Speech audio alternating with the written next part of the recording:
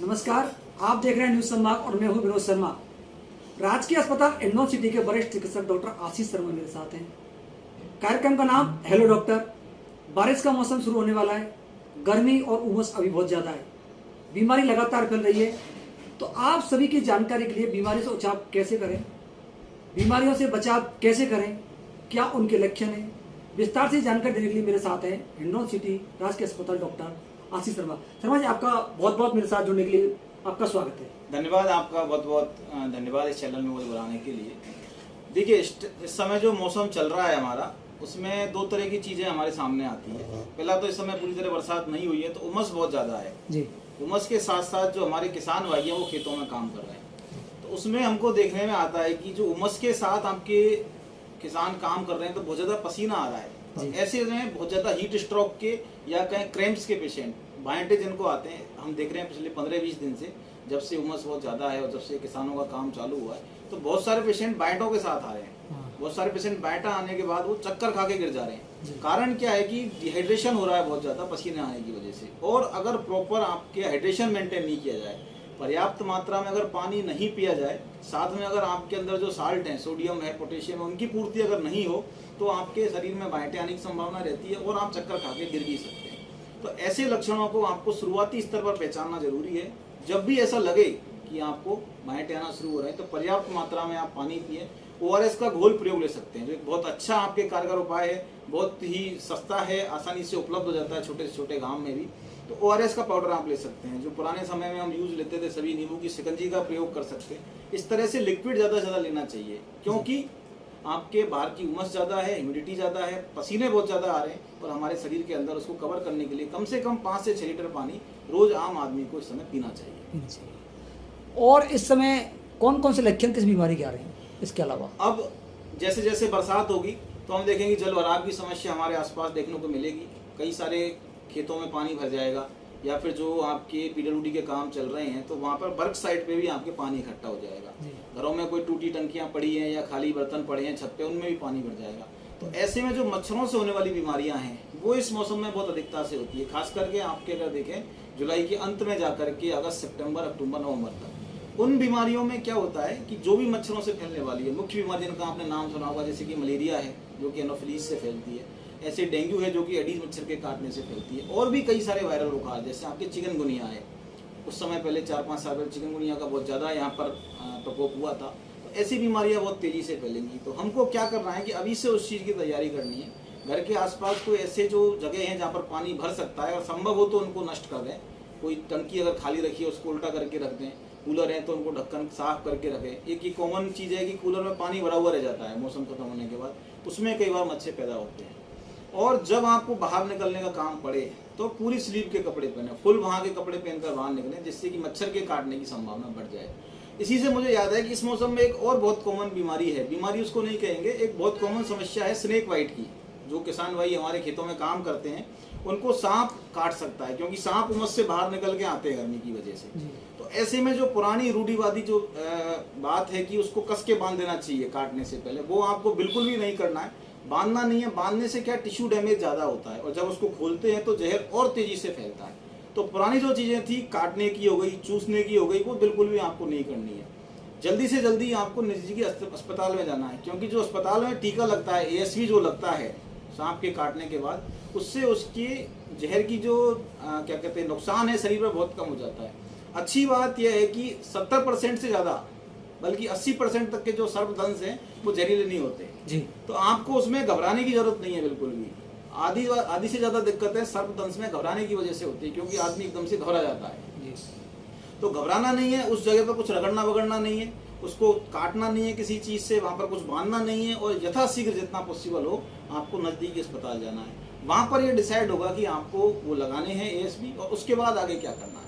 जो हमारे यहाँ जो सांप मिलते हैं उसमें से कोबरा बहुत कॉमन है, कोबरा वाइट है जो पॉइजनस होता है।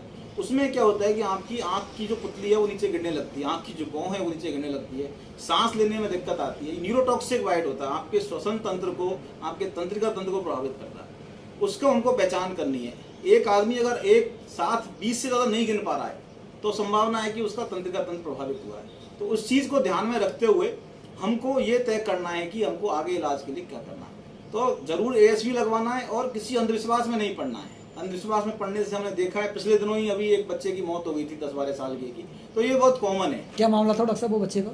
बच्चे का यही मामला था, बच्चे को प्राथमिक तौर पर अस्पताल में इलाज के लिए लेके आए थे, यहाँ से उसको उच्च उपचार के लिए आगे भेजा गया ASV लगाने के बाद, लेकिन घर वाले अंधविश्वास के बस किसी जगह पर उसके झाड़ा फूंस के लिए या कोई ऐसी जगह पर ले गए। परिणाम क्या हुआ कि वो पॉइजनस बाइट था, जहरीले सांप का दंश था, और उसको इलाज ना मिलने की वजह से प्रॉपर उस बच्चे की मौत हो गई। डॉक्टर साहब बड़ी बात बता रहे हैं, मैं आपको सीधी भाषा में बताता हूँ, सांप के काटने से हमारे जो एरिया है अस्पताल में तुरंत आएँ आप, 80% सांप जहरीले नहीं होते हैं और कई की मौत भी चुकी। आप चिकित्सक सलाह लें, इसमें अपना ज्ञान नहीं लगाएं। डॉक्टर साहब और अस्पताल अभी जो हाउसफुल चल रहे हैं ये कैसे चल रहे हैं, कौन कौन सी बीमारी अभी आ रही है? देखिए इस समय जो कॉमन बीमारियां हैं, एक तो पेट से संबंधित बीमारी, क्योंकि भोजन बहुत जल्दी दूषित हो जा रहा है जी। हमारे यहाँ जो एक कॉमन ट्रेंड है घरों में, जो एक कॉमन क्या कहते हैं आदत है कि शाम का बना हुआ खाना सुबह खा लेते हैं, तो इस तरह का जो खाना है उसको खाने से आपकी उल्टी और दस्त के मरीज बहुत ज्यादा आ रहे हैं। अगर हम एक तरह से वर्गीकरण करें अस्पताल में आने वाले मरीजों का, तो 30% से अधिक पेशेंट इस टाइम पेट से संबंधित समस्याओं से आ रहे हैं, दस्त हो रहे हैं, उल्टी हो रहे हैं, डिहाइड्रेशन हो रहा है। तो ऐसी चीजों को रोकना बड़ा आसान है। एक आदत डालें कि खाना खाने से पहले हमेशा हाथ धोएं, पानी जो है उसको साफ पिएं। अगर आपके घर में RO उपलब्ध नहीं है तो गर्म कर लें पानी को, दोबारा ठंडा करके काम में ले लें। ताज़ा भोजन करें, कोशिश करें कि भोजन ताज़ा करें। सब्जियां और फल जो बाजार से आ रहे हैं आजकल उनके दूषित होने की संभावना रहती है, उनको धोकर काम में लें अच्छे से, ताकि उनमें अगर कोई वायरस या बैक्टीरिया है तो वो आपके खाने में नहीं जाए। कुक्ड फूड काम में लें। उबालने के बाद ये माना जाता है कि ज़्यादातर जो विषाणु है या जीवाणु है वो मर जाते हैं। पैक्ड फूड काम में नहीं लें, रखा हुआ भोजन कम से कम काम में लें, इसका हमको ध्यान रखना चाहिए इससे। और अभी जैसे कि डिहाइड्रेशन बहुत हो रहा है, कई लोग कहते हैं, इसके क्या लक्षण है और क्या बचाव है? तो डिहाइड्रेशन के लक्षण जैसा मैंने आपको बताया, शुरुआती अवस्था में आपको बहुत ज़्यादा प्यास लगती है। शुरुआत में आपको महसूस होता है कि प्यास में पानी ज़्यादा से ज़्यादा पीऊँ। क्रैम्प्स आने लगते हैं, आपके शरीर में बाएंटे आने लगते हैं, और थोड़ा सा कंसंट्रेशन में कमी देखने को मिलती है डिहाइड्रेशन की वजह से। एफिशिएंसी थोड़ी कम हो जाती है। अगर उस पर ध्यान नहीं दिया जाए, लगातार डिहाइड्रेशन बना रहे, तो चक्कर आ सकते हैं। चक्कर आना बहुत कॉमन है, और अगर लगातार तेज गर्मी में काम करते रहें और फिर भी ध्यान नहीं दें चक्कर आने के बावजूद भी, तो एक हीट स्ट्रोक जैसी समस्या होती है। अपने यहाँ कम मिलती है, पश्चिमी राजस्थान में जहाँ बहुत ज़्यादा गर्मी पड़ती है यहाँ से भी, वहाँ पर हीट स्ट्रोक के पेशेंट बहुत ज़्यादा कॉमन है। लेकिन ये ध्यान में रखने की बात है कि हीट स्ट्रोक जो होता है उसकी गंभीरता बहुत अधिक होती है। हीट स्ट्रोक का ट्रीटमेंट आसान नहीं है, उसमें बहुत लंबे समय तक पेशेंट को एडमिट रखना पड़ता है। सारे आपके सिस्टम शरीर के, चाहे वो कार्डियक है या न्यूरो का है, सारे प्रभावित हो जाते हैं। तो हमको हीट स्ट्रोक से पहले जो हीट सिंकोप वाली स्थिति है उससे पहले ही सावधान हो जाना है।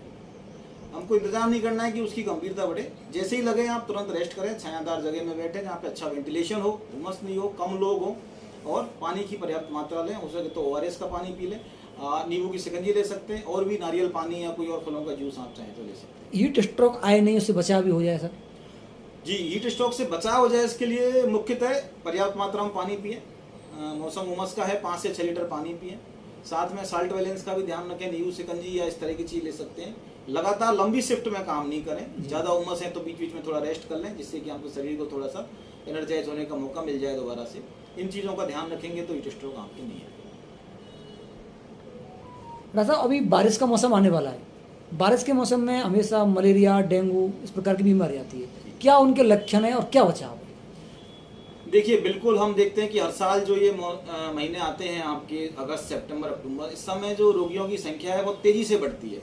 और पिछली बार भी हमने देखा कि डेंगू जैसी बीमारी है उसमें बहुत तेजी से रोगी की स्थिति बिगड़ती है। और कई बच्चे आप देखेंगे 15 साल के, 20 साल के, 30 साल के, कई युवा लोग भी बहुत जल्दी से एक्सपायर हो गए डेंगू के।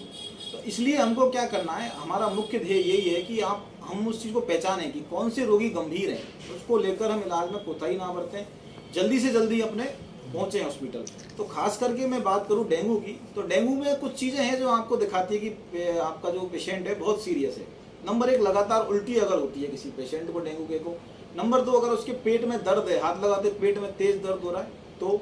नंबर 3, अगर उसके शरीर पर लाल लाल निशान हो गए हैं। तो लाल लाल निशान क्या होते हैं कि प्लेटलेट की कमी को दर्शाते हैं। वो बताते हैं कि आपके स्किन में हेमरेज चालू हो चुका है। अगर वही ब्लीडिंग आपके शरीर के अंदर चालू हो जाए तो वो कई बार जानलेवा साबित होती है। अगर पेशेंट का यूरिन आउटपुट कम हो जाए, पेशाब आने की मात्रा कम हो जाए, अगर पेशेंट को बुखार है 3-4 दिन से और उसके पेशाब आने की मात्रा कम हो गई है तो वो सीरियस माना जाता है। इसी प्रकार से अगर उसकी जांचों में लीवर में बहुत ज़्यादा गड़बड़ आ रही है, SGOT, SGPT बढ़े हुए हैं, अगर उसको बहुत ज़्यादा चक्कर आ रहे हैं, बेहोशी आ रही है, तो ऐसे पेशेंट जो डेंगू वाले होते हैं उन पर विशेष ध्यान देने की जरूरत है।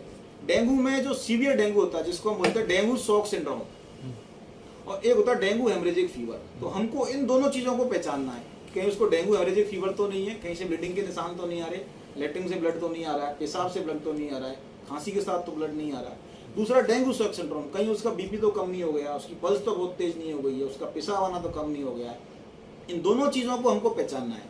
इन दोनों का अगर टाइमली हॉस्पिटल में एडमिशन हो जाए और टाइमली अगर इनका इलाज हो जाए तो इनसे जो होने वाली मॉर्टेलिटी है, जो मृत्यु है, उसको काफ़ी हद तक कम किया जा सकता है। इसी प्रकार से मलेरिया भारत में बहुत कॉमन है। मलेरिया के कोई भी फीचर आपको भारत में देखने को मिल सकते हैं। डेंजर फीचर वही है, पेशाब आना बंद हो जाए, बेहोशी आने लग जाए, दौरे आने लग जाए, बच्चों में खास करके। बड़ों में भी आपके अगर सेरेब्रल मलेरिया है तो सिर में दौरे आने लग सकते हैं, और इस तरह से ब्लीडिंग कहीं अगर आपको देखने को मिल जाए शरीर पर, तो ऐसे में कॉम्प्लिकेटेड मलेरिया हो जाता है। मलेरिया का 100% इलाज संभव है अगर टाइम से उसका पता लगा लिया जाए और अगर आपको उसका इलाज टाइमली दे दिया जाए तो। अब ये आज के समय में ये बड़ी खेद की स्थिति है, अभी भी लोग मलेरिया की वजह से मरते हैं भारत में, तो बड़ी ही दुख की स्थिति है। तो हमको क्या करना है, जल्दी से जल्दी कोई भी बुखार है जो आपको लग रहा है कि तेज बुखार है या हाथ पैरों में दर्द है, उसके लिए आपको तुरंत चिकित्सक को सलाह लेनी है। आवश्यकता होगी तो वो आपकी जांचें कर लेंगे, जैसे कि आप सब जानते हैं प्लेटलेट्स है या कोई और जांच में कोई गड़बड़ आती है तो वो देख लेंगे, और डेंजर साइंस को देख लेंगे। डेंजर साइंस को हो सकता है आम पब्लिक नहीं पकड़ पाए, आम आदमी उससे नहीं समझ पाए, लेकिन चिकित्सक को आप संपर्क करेंगे तो वो डेंजर साइंस आपको पकड़ लेंगे, आपको सलाह दे देंगे कि आपको भर्ती होना है, कुछ दिन सावधानी रखनी है, ज़्यादा मेहनत नहीं करनी है, घर पे आराम करना है, डाइट में क्या लेना है। जैसे कि मलेरिया में मानते हैं कि आपको हाई कार्बोहाइड्रेट डाइट लेनी है, जैसे सब लोग कहते हैं कि सफ़ेद रसगुल्ले हो गए, इस तरह की चीज़ आपको लेनी है, या फिर लिक्विड ज़्यादा लेना है। तो ऐसी चीज़ों का हमको ध्यान रखना है। प्लेटलेट का जैसे बताएंगे आपको, पपीता के पत्ते जो होता है, करी का पपाया, उसकी टैबलेट्स भी आजकल आती हैं, वो आप ले सकते हैं। साथ में कीवी फल है, नारियल पानी है। कुल मिलाकर लिक्विड की मात्रा ज़्यादा लेनी है और कार्बोहाइड्रेट लेनी जो आसानी से पच जाए उस टाइम, क्योंकि शरीर पहले से स्ट्रेस में है मलेरिया की वजह से या डेंगू की वजह से।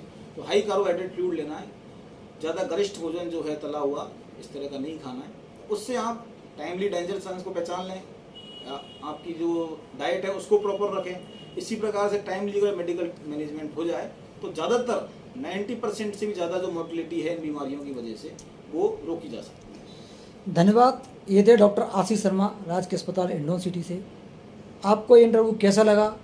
जो जानकारी इन्होंने दी है उनको अपनाएं, लक्षणों की पहचान करें, और पसंद आए तो शेयर और कमेंट जरूर करें। डॉक्टर साहब आपके लिए एक बार फिर बहुत बहुत धन्यवाद। धन्यवाद।